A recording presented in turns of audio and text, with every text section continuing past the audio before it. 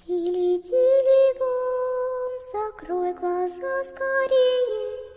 Кто-то ходит за окном и стучится в двери.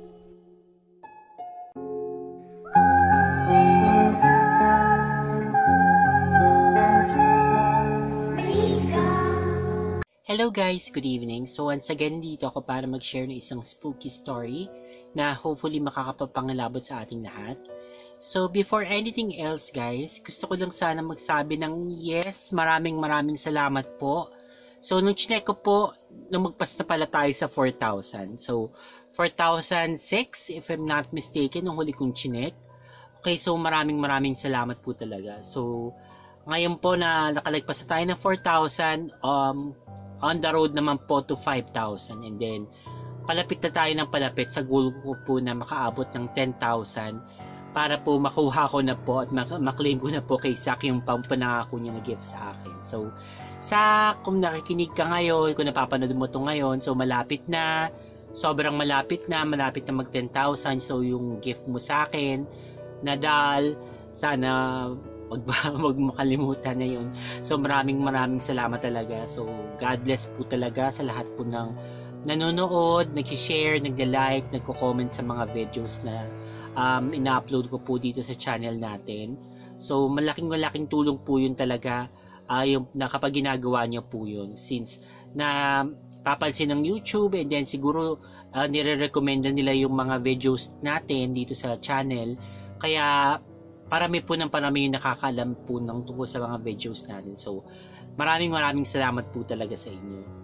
Okay, so hindi ko na po masyado patatagali itong intro na to. So, alam ko po na excited po kayo malaman kung ano po yung kwento. Well, may idea na kayo, I think, dun sa title po ng story. So, tungkol po sa aswang, yung paborito po ninyo na aswang, yung kwento pong ilalahad ko sa inyo. So, galing po ang kwentong ito kay Rose.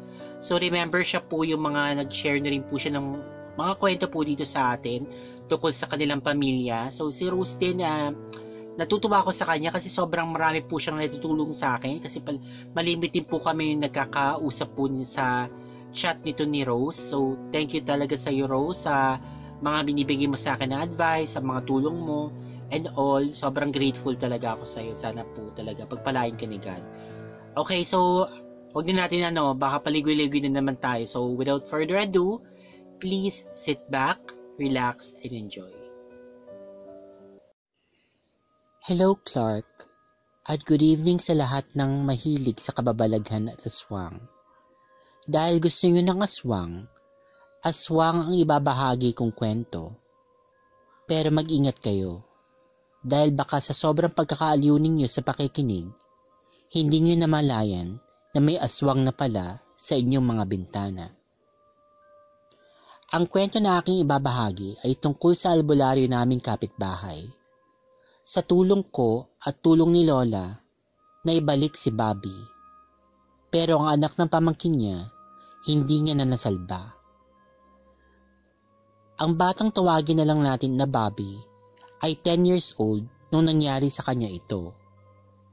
Araw ng Lunes, naghahanda akong pumasok sa school. Rose, ihatid mo muna ang pagkain ng tito mo bago ka pumasok. Malapit lang naman sa paaralan mo kung saan nag-harvest ng tito mo. Utos ng lola ko sa akin. Okay po, Lola, sagot ko. Lumaga na nga ako habang bitbit ang basket na may lamang pagkain, habang nasa likod ko naman ang backpack ko. Habang naglalakad ako sa kalsada patungo sa kung saan nagtatrabaho ang tito ko, may itim na kotse na tumigil sa di kalayuan sa likod ko. Bumaling ako ng tingin sa kotse at nakita kong bumaba ang isang lalaki na may takip sa kanyang muka. Pumasok sa isip ko na baka kidnapper siya, kaya tumakbo ako sa takot. Pagtakbo ko, tumakbo din yung lalaki. Hinabol niya ako. Pakiramdam ko, parang sasabog ang aking puso dahil sa takot. Kahit bata pa ako, narinig ko na yung mga kwento tungkol sa mga batang kinukuha ng mga sindikato at pinapatay para makuha ang kanilang mga internal organs. Pumasok ako sa loob ng tubuhan. Kahit hirap na hirap ako sa pagtakbo, di ko pa rin binitawan ng bitbit kong basket. Nangihinayin kasi ako sa pagkain dahil maraming tao ang nagugutom sa mundo. Nang malapit na ako kung saan nagagapas ng tubo ang tito ko at ilang mga kalalakihan, sumigaw ako, "May kidnapper! Hinahabol niya ako!" Humahagulgol ko na sabi sa kanila. Pagkarinig nila sa akin, agad na pagtakbuhan sila sa kalsada. Bitbit ang kanilang mga itak na panggapas sa tubo. Wala na ang kotse na itim. Dahil sa takot, hinatid ako ng tito ko sa school. Walang kamalay-malay ang magulang ni Bobby na siya ang nadampot ng mga kidnappers. Nung hapon, hindi nakauwi si Bobby kaya nagtaka ang kanyang mga magulang. Hinanap siya. Baka kako nakipaglaro lang kung saan-saan. Pero hindi nila nakita si Bobby kahit saan sila naghanap. 12:00 ng gabi nang may pulis na dumating. "Tao po! Tao po!" Tawag ng pulis. Dahil hindi makatulog ang mga magulang ni Bobby, narinig nila agad ang tumatawag. Nagbukas sila ng pinto. Sabi ng pulis, "Ito po ba ang bahay ng magulang ni Bobby Gonzales?" "Opo sir, bakit po?" Sagot na nag-aalala na nanay ni Bobby. "Mrs., hindi niyo ba alam na ang anak niyo ay nakidnap?" Sabi ng pulis sa kanya. Sa narinig nila, ay labis na siya kamagulang ni Bobby. Nakita nila si Bobby, umiiyak na patakbo sa kanila. Maraming benta sa katawan dahil tumalon siya sa kotse ng mga kidnappers. 1 month later, dahil bilog ang buwan, nagtagu-taguan ang mga bata kasama si Bobby. Si June ang taya at si Bobby at ang mga kaibigan niya ay nagsipagtago. Napili ni Bobby na magtago sa malaking puno ng mangga. Nakita na lahat ni June ang mga kaibigan niya pero si Bobby ay hindi pa nila makita-kita. Si Bobby ay nakaupo lang sa ilalim ng mangga nang may lalaki na lumapit sa kanyang likod, sabay hipo sa kanyang bunbunan. Hindi ito napansin ni Bobby. Kahit si Bobby ay nandyan lang, hindi talaga siya makita ng mga kasama niya. Kaya nagpasya ang mga bata na sabihin sa magulang ni Bobby na nawawala na naman ito. Natakot ang mga magulang ni Bobby na baka nakidnap na naman ang kanilang anak. Humingi sila ng tulong sa barangay upang hanapin si Bobby ng mga tanod, bitbit ang kanilang mga flashlight at batuta. Ang barangay ay tumawag na rin sa pulis para maglagay ng checkpoint sa kalsada. Kinaumagahan, nagpatawag sila ng albularyo. Sabi ng albularyo, kinuha ng aswang ang bata. Pero sabi ng lola ko, si Bobby ay tinago lang ng aswang kung saan. Kinagabihan, pumunta ang albularyo sa bahay nila Bobby at nagsindi ng 3 kandila sa harap ng pinto. Sa dala nitong bag, kinuha ang lanahan, bundot pagi at samurai na gawa sa ginto ang dulo at patalim. Ang samurai ay pinagawa pa sa kapis. Nilagay sa bulsa ang lanahan ng albularyo. Kasama ang magulang ni Bobby, umikot sila sa buong paligid. Sa ika-6 na ikot, lumakas ang hangin na parang may bagyong parating. Ang lanahan ay kulo ng kulo. Nangangahulugan na malapit lang ang aswang. Si Cardo at Liza, yung mga magulang ni Bobby, ay labis na kinakabahan at nanindig ang kanilang mga balahibo. Sabi ng albularyo sa kanila, "Nandito na ang aswang, maganda kayo." Binigay ng albularyo ang bunot pagi kay Cardo at hawak naman ni Lisa ang karet. Sa pang-7 ikot, lumabas ang isang napakalaking itim na aso at dinamba ang naunang albularyo. Nagsisigaw ang nanay ni Bobby kaya nagsilabasan ng mga kapitbahay nila. Sa takot ng aswang na aso, tumakbo ito palayo. Nabigo silang makita si Bobby.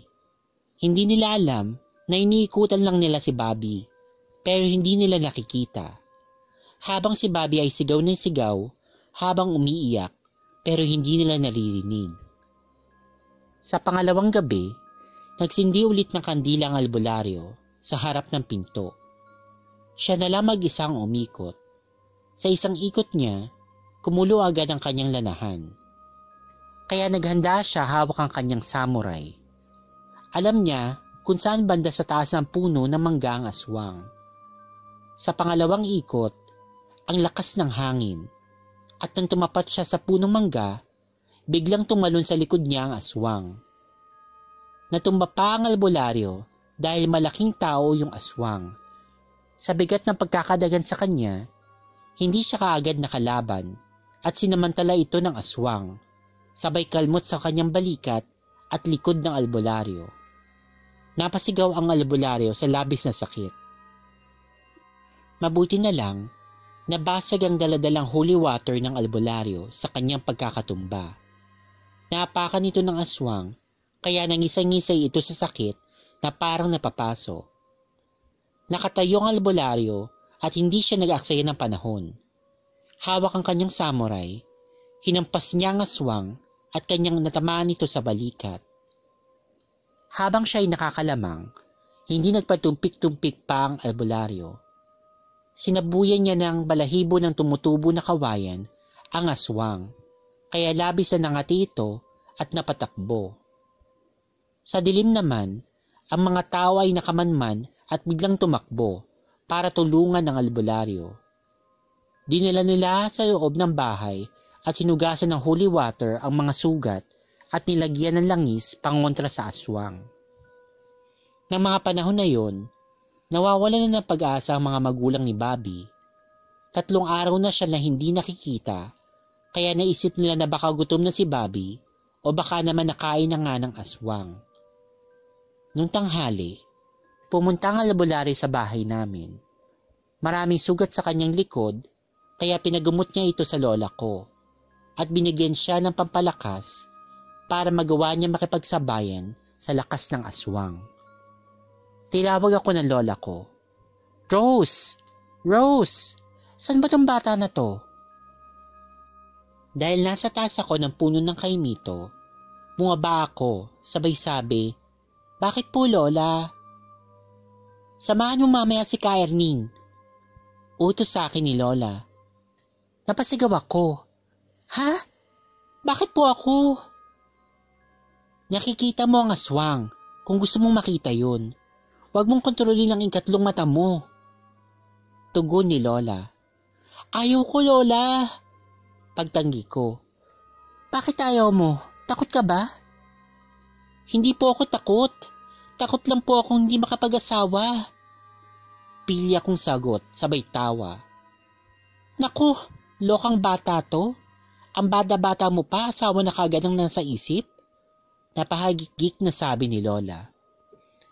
"Sandali lang po, magantay muna siya dyan, lola. May bibigay lang ako at pakitawag na rin ang mga magulang ni Bobby, please." Sabi ko sa lola ko sabay takbo. Kaya may tumawag sa magulang ni Bobby. Ako naman, tumakbo diretso sa ilog. "Lola Golden Hair! Lola Golden Hair! Saan po kayo? Yuhu!" Tawag ko. Maya-maya, nagpakita na si Lola Golden Hair sa akin. "Lola, pahingi po ng bagay na pwede makita ang aswang." Sabi ko dito. "Yan ba ang hinihiling mo talaga?" Sabi sa akin ni Lola Golden Hair. "Opo, kasi may batang kinuha yung aswang." Sagot ko sa kanya. Si Lola Golden Hair ay isang diwata na lagi nagpapakita sa akin sa ilog. "O ito apo, kunin mo to." Sabi niya sabay may inabot sa akin. "Salamat po, Lola. Maraming salamat po." Sabay paalam at patabo akong bumalik sa bahay. Pagdating ko sa bahay, nandun na yung mga magulang ni Bobby. Pinutol ko sa maliliit na bahagi ang binigay na engkantada sa akin at nilagay ko sa mga bunganga nila. Napangiwi sila sa pakla. Sabi ko, "Kung may magtatanong sa inyo, huwag kayong sasagot. Diretso lakad lang. Huwag na huwag niyong idudura ang nilagay ko sa mga bunganga ninyo." Habang sila ay naglalakad, Marami nagtatanong sa kanilang tatlo. Nagtaka ang mga nagtatanong dahil walang sagot ang albularyo at magulang ni Bobby. Pagdating agad sa bahay nila, nagsindi ng kandila silang tatlo at umikot ng bahay. Sa unang ikot, walang nangyari. Pero sa pangalawang ikot, nanlaki ang mata nila sa nakitang mga yapak ng paa sa likod ng bahay. Sinundan nila ang mga yapak. Nakita nila ang aswang dahil may laman ng kanilang mga bunganga. Hindi sila nakasigaw. Hinagis ng albularyo ang samurai niya at natamaan ng aswang sa tagiliran, kaya namilipit ito sa sakit, sabay hinugot ito. "Nasaan ang bata? Saan mo tinago? Ibalik mo kung hindi papatayin ka namin!" Sigaw ng albularyo sa aswang. "Wag po! Ibabalik ko na yung bata! Wag niyo lang ako patayin!" Sabi ng aswang. "Saan mo nilagay?" Demanding na tanong ng albularyo. Maya-maya, sumigaw ang kapatid ni Bobby sa loob ng bahay, kaya nagulat sila. At doon, nagpalit ng anyo yung aswang. Naging aso, sabay tumakbo. Pinabayaan na lang nila ito at tumakbo na rin sila patungo sa loob ng bahay. At nakita nila ang bunsong anak nila na nagsisigaw. "Si Kuya! Mama! Si Kuya nasa ilalim!" Nakakapagtaka na nagkasya si Bobby sa siwang ng bahay nila na isang dangkal lang ang taas mula sa lupa. Sinira nila ang sahig para makuha si Bobby na walang malay. 5 minutes bago nagising si Bobby. "Aswang! Nanay! Tatay! May aswang! Nay!"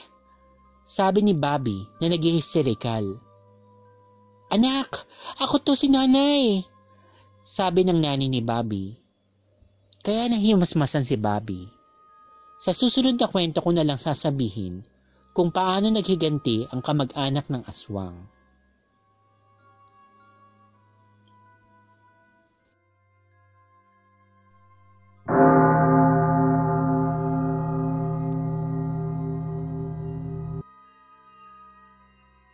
Si Turing ay lasenggong tao. Gabi-gabi, laman ng tindahan ni Aida si Turing. Isang gabi, pasuray-suray siyang umuwi sa bahay niya. Kaya si Turing ay naglalasing ay dahil sa iniwan siya ng kanyang kinakasama. Habang pauwi, pakanta-kanta pa siya ng "Bahay kubo, kahit munti, ang halaman doon." Pagkadaan niya sa bahay ni Lolo Aswang, nakita niya na bukas ang bintana. Kaya nagmamadali siyang naglakad na paekis-ekis ang mga paa. Sa bandang bahay ng nanay ko, pababa ang lupa, kaya nadapa siya at nagpagulong-gulong. Pagdating sa baba, bakit naman na gumapang siya, sabay kumakanta ulit. "Ay sari-sari, singkamas at talong, sigarilyas at mani, hik." Pangatlong bahay mula sa bahay ng nanay ko, may madadaanan siya na malaking kawayan na mataas. Pagkadaan niya, bigla na lang siyang nagising sa malakas na ihip ng hangin na parang umuugoy-ugoy siya. Pakiramdam niya, para siyang dinuduyan. Nang may masmasan na si Turing, nakita niya na nakasabit na siya sa pinakamataas na kawayan. Umuugoy ang kawayan pag nahanginan. Sumigaw siya ng, "Saklolo! Tulungan niyo ako! Tulungan niyo ako, Saklolo! Tulong!" Yung may-ari ng kawayan, hindi man lang narinig ang boses ni Turing na halos mamaos na sa kakasigaw. 12:00 ng madaling araw na siya nilagay sa taas ng kawayan. 2:00 na, wala pa rin nakakarinig sa sigaw niya. Ang bahay namin ng tito ko ay malayo sa kung saan si Turing nakabitin. Pero may narinig ang tito ko at ang lola ko na sigaw. Kaya sabi ng lola ko, puntahan daw ng tito ko kung sino yung sumisigaw. Bumaba naman ang tito ko sa bahay at pinakinggan kung saan banda ang sumisigaw. Nakita niya si Turing na nakasabit sa pinakadulo ng kawayan. O pare, ba't nandiyan ka sa taas? Saan ka dumaan? Sabi ng tito ko. Rohel, tulungan mo akong bumaba dito please. Hilong-hilo na ako. Pagmamakaawa ni Turing. Humingi ng tulong ang tito ko sa may-ari ng kawayan. Tao po,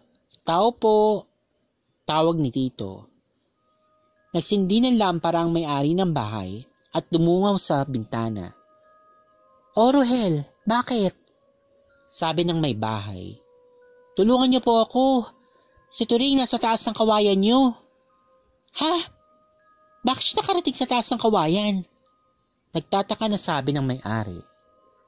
Dali-dali siyang bumaba ng bahay para tulungan si Turing na kamababa sa kawayan. Nahirapan sila dahil napakataas ng kawayan at napakayabong ng tinik. Nagtaka sila kung paano siya nakarating sa tuktok ng kawayan, ang kawawang si Turing. Ako naman, sumunod ako sa tito ko. Nakita ko ang mantiw. Tawa ng tawa kay Turing sa taas ng kawayan. Pagsusungkitin nila, tito ang kawayan, pinapataas ng mantiw kaya hindi maabot ng sungkit ang dulo ng kawayan. Sabay tumatawa ng malakas. Pero hindi nila nakikita ang mantiw. Ako lang. Nagulat ang tito ko nang bigla akong nagsalita. Hoy! Ba't mo siya pinaglalaroan ha? Ibaba mo siya! Pasigaw ng utos ko. Nagulat ang mantiw sa akin. Sabi niya, nakikita mo ko? Sabi ko, opo, ibaba mo na siya. Kawawa naman siya oh. Kaya binaba ng mantiw si Turing. Ang mga tao nagulat nang makitang nakakalipad si Turing pababa.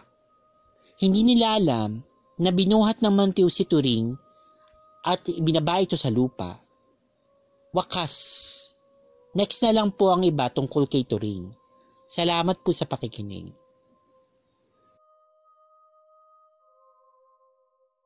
Okay. So yun po yung mga kwentong binigay po sa atin ni Rose. So again, thank you Rose sa pag-share ng mga kwento mo. Excited na ako malaman yung mga iba pang kwentong ibibigay mo sa amin. Okay, so i-discuss natin yung dalawang kwentong na bahagi ni Rose. Yung sa unang kwento, tungkol dun sa batang na-kidnap. Actually, medyo taka ako kasi parang nabanggit nga yung tungkol sa kidnap. Tangkang pag-kidnap kay Rose and then yung sa successful na pag-kidnap kay Bobby. Pero nakatakas itong si Bobby, mabuti na lang. Kasi hindi na ipaliwanag ni Rose kung ano ba talaga yung tangka talaga nitong mga kidnapper na to. So, ganun nga ba? So, balak nga bang kunin yung mga internal organs nila para ibenta sa black market? Kasi di ba for a time, naging uso yun. And then may mga napababalita nga dito sa Manila na may natagpuan nga daw bata na wala nga daw internal organ. So, kung nakakapangilabot, talaga siguro totoo nga na kinukuha talaga nila para nga ibenta. Or hindi natin alam, baka nga mga aswang din yun na hindi yung tipong ibibenta para ilagay sa ibang mga tao kung hindi kainin ng aswang. So, di ba nga sabi nga na ni Brandon may mga yung Black Triangle, kung maalala ninyo, yung organization ng mga aswang na kumukuha ng mga, siguro parang kumukuha sila ng mga pagkain nila. So ano ba kinakain ng aswang? Usually so tao. So paborito nila yung mga bata. So connect. Okay, sana hindi naman ganoon na nangyari talaga. So anyway, so ito, parang medyo malas-malas itong si Bobby, at kataka naman ako sa mga magulang kung bakit ganun sila kakampante na parang hayaan lang itong si Bobby kasi parang nung una nakidnap na, muntik nang makidnap, o nakidnap na nga actually, nakatakas lang, pero hinayaan lang nilang maglaro sa labas. Siguro ko ako may ganyan akong bata na, or anak na tipong nakidnap and then nakalaya, swerteng nakalaya. Okay, hindi ko na siguro palalabasin. Okay, siguro doon ka lang sa bahay natin maglaro sa loob. Diyan ka lang, huwag kang lalabas. Kasi mukhang, ang paborito ka ng mga nasasamang loob. Either gusto kang kidnapin o gusto kang kainin. Ganyan. Okay? So, nagtataka naman ako na hinahayaan lang nila. Hindi grabe. Ano bang meron dito kay Bobby at gustong-gusto siya ng mga masasamang loob, di ba? O kaya gustong kunin yung laman loob niya or whatever, gusto siyang kainin. Anyway, so doon marami na naman tayong natutunan tungkol dun sa mga ritual na gagawin para po sa aswang. So, yung paglalagay ng mga tatlong kandila sa harap ng bahay, yung ikot-ikutin yung bahay. First time ko narinig yung pag-ikot-ikot sa bahay doon kay Juan Pedro. So, sinugundahan naman ito ni Rose na meron ng ganong klaseng ritual na iikutin mo yung paligid ng bahay nyo and then magpapakita yung aswang after that. Okay. Kasi medyo marang mahina yata yung loob nitong mga magulang ni Bobby. Kaya nung unang beses na nag-attempt sila na kunin si Bobby, hindi sila nagtagumpay kasi ayun, yung nanay imbis na gamitin niya yung sandata niya, nagsisigaw baka kasi na-distract pa yung attention ng tatay. Imbis na mapagtulungan nila yung aswang ayun, nakatakas tuloy. And then itong albularyo, hindi rin yata niya kaya tong aswang. Kaya nagapi rin siya. So kinakailangan pa talaga ng tulong nila Rose at kang lola niya para nagapi nila yung aswang. And then, Rose, curious ako kasi sabi mo parang nagpahiwati ka about dun sa pamangkin pero hindi mo naman naikwento tungkol dun sa pamangkin noon albularyo. Tama ba ako, pamangkin ng albularyo? Sabi mo hindi ito nakaligtas yung pamangkin niya. Okay, so ano nangyari doon? So may ikukwento mo ba sa amin kung ano nangyari doon sa pamangkin ng albularyo na hindi nakaligtas? And then curious ako din kay Lola Golden Hair, Diyos ko. Okay. Sana makwento mo yung tungkol sa kanya. Talagang bang lola? Mukha talaga siyang matanda. Pero golden hair. So medyo, Rapunzel ang peg nito ni Lola. Pero ayun, Lola na siya. Lolang Rapunzel. Okay, so sana makwento mo yung tungkol sa kanya. Makapag-share ka pa. And sabi mo parang may kwento ka pa about dun sa second story dun kay Turing. Doon naman kay Turing, akala ko nga tungkol sa aswang na naman din ito. Kasi nga sabi mo, kay Lolo Aswang. So may kwento ba tayo tungkol kay Lolo Aswang? Parang sa feeling ko parang ini-introduce lang ni Rose parang gumagawa lang siya na parang tinitease niya lang tayo, parang teaser lang yung second story kasi minabanggit siya ng Lolo Aswang. Okay, so sino ba si Lolo Aswang? And then meron siyang nabanggit na mantiw. May kwento pa ba tayo tungkol sa mantiw na to? Guys, kung nakakalimutan niyo po kung sino po yung ano po yung mantiw, parang po siyang kapre. Pero mas payat po siya. So, hindi po sila nananabako. Para silang payat na masyadong mataas. Parang kasi taas ng poste.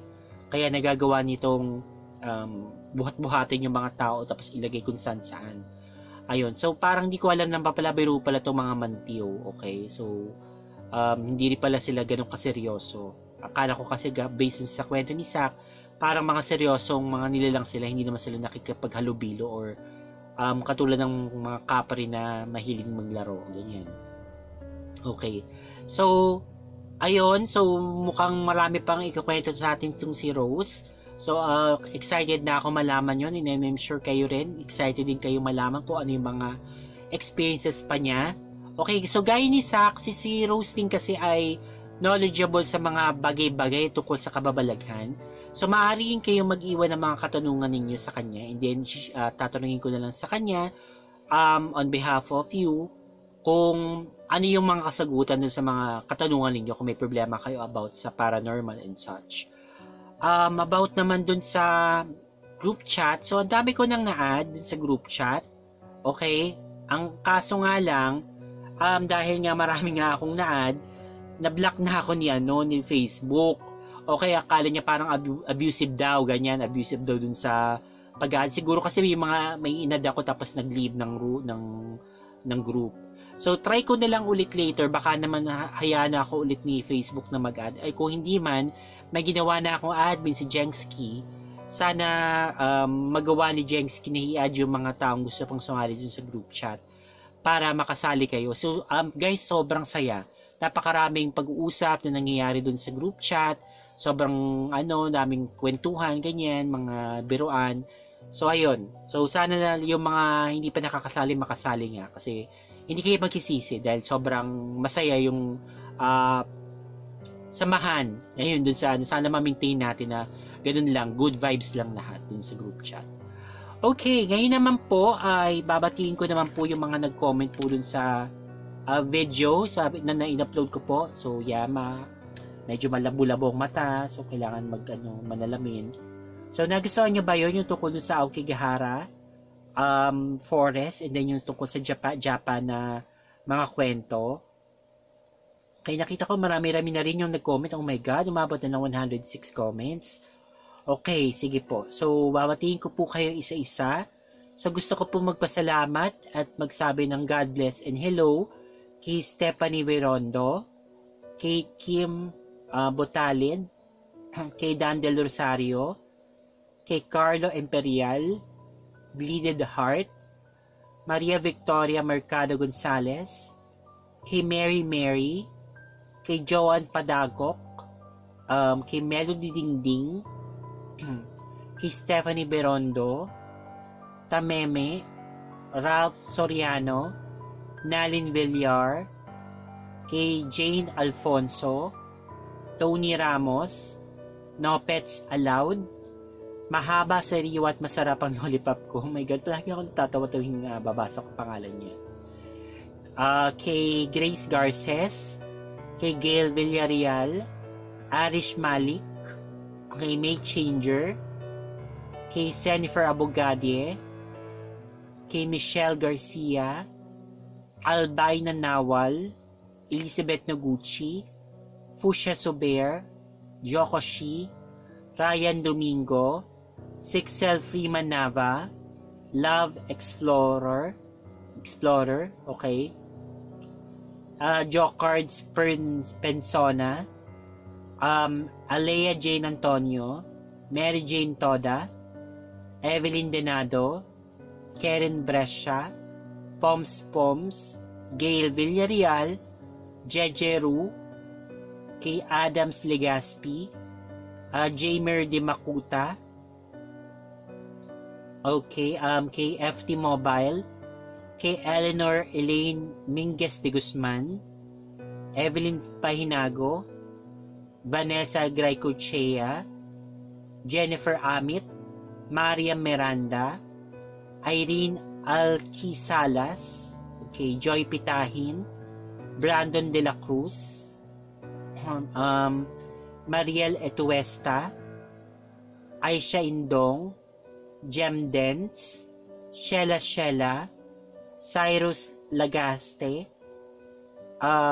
Frederick Hovero, Julius De La Cruz, Julie De La Cruz, ginawa kong lalaki, Julie De La Cruz, Jamer De Makuta, okay, I think I mentioned you, pero yes, hello, Army Ovejas, Nika Gratos, Archie Perez, kay Stephanie Hermoso, Benji Hill Odtughan,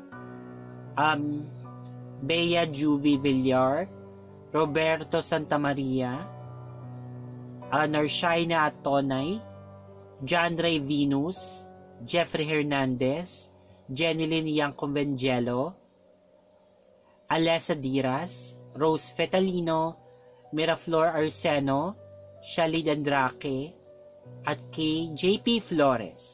Okay. So, ayun. Okay. Hello po sa inyo. Salamat po sa pag-comment po dun sa video. Kaya naman po babatiin ko po yung mga nakita ko po na nag-comment po dun sa shinare ko po dun sa Facebook. Okay. Actually, kung hindi nyo po kung hindi nyo po alam yung pong ang ginagawa ko po is sinishare ko po dun sa Facebook yung mga videos para po at least nakikita nyo po doon yung mga friends ko sa Facebook na kung di man sila na-notify na meron na pong video ngayon dun sa na-upload ko, at least ma-notify sila kapag mag-follow sila dun, and then sinare ko po dun sa Facebook. Okay, so okay. Sorry yan. Inubo pa rin kasi ako. Nakita ko dito na nag-comment si Shane Rob Burns. Si Shane Rob Burns. Hello. Nag-comment ulit si Stephanie Berondo, si Bernadette Mauricio, Erlene Sendayen, si Jimski Pandong. Actually, sila, yon. So, sila po yung mga nag-comment po dun. So, salamat po. Kung hindi niya pa po na-follow po yung Facebook page po natin. So, pakisearch na lang po Clark Quinto or Dolls and Spooks. Makikita niyo po siya. So, gusto ko rin magsabi ng hi kay Hinata Santos, kay Jorge Serbo, kay Alea Jane Antonio, kay Alex Gail Villarreal, okay, kay Jensky Bermejo, yung admin ko, si Coririn QP, kay Baby Catherine, si Stella de Asis, at si Aisel Plando. Okay. Hello po sa inyong lahat. Okay. So, yun po. Yun lang po muna sa ngayon. So, maraming salamat po talaga sa pagtangkilik po dito sa channel. Maraming salamat po kasi hindi ko po talaga akalain talaga na makakaabot ako ng ganito. Alam ko na, sasabi ko na po ito ng ilang beses, pero hanggang ngayon hindi ko pa rin po mapaliwanag, parang pinch ko pa rin po yung sarili ko kasi never have I imagined na nakakaabot po ako sa 4,000 na subscribers. So, parang malapit po, parang hindi po talaga imposible na makaabot po ako ng 10,000. So, sana po tulungan niyo po ako na maabot po yun. Yung dream ko po na yun, hindi lang po actually 10,000 na makaabot pa po, lumagpas pa po hanggang sa yun po, ang maraming po na makakita nitong video and then mag-subscribe. Sana po tulungan niyo po ako ma-achieve yung aking dream na yun. Okay, so yun lang po muna sa ngayon. Thank you so much for listening and watching. Take care always and God bless. Bye-bye! Meron ka bang spooky story na gusto mong i-share? Kung ganon, ipadala mo na yan sa dollsandspooks@gmail.com. Huwag din kakalimutan na mag-subscribe, mag-like, mag-comment, at i-share ang video. Kung hindi, pupuntahan kita sa bahay mo.